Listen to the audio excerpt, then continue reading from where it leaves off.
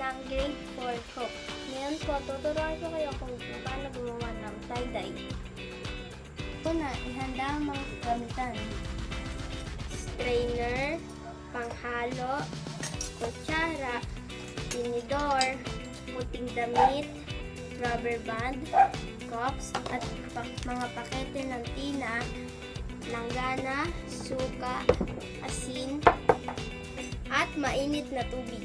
Natalian ayon sa gustong disenyo.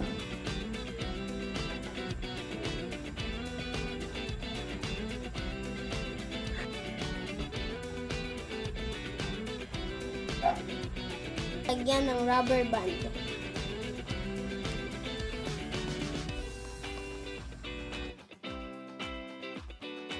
Pagkatapos, lagyan na natin ng mainit na tubig ang planggana.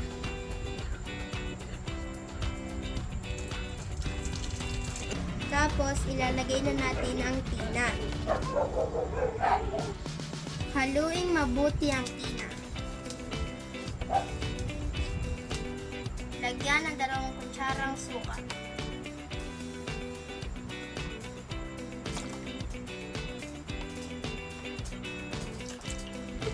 Tapos, 1 kutsarang asin.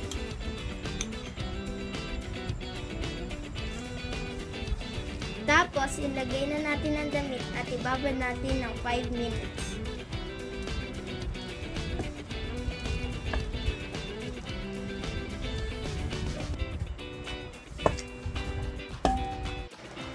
Ayan, tapos na. Pwede na natin tanggalin at banlawan.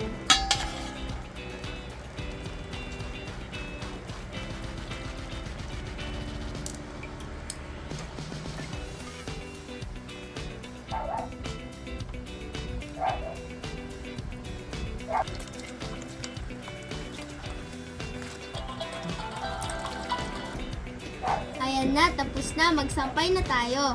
Ayan, tuyo na po. Plansyahin na natin.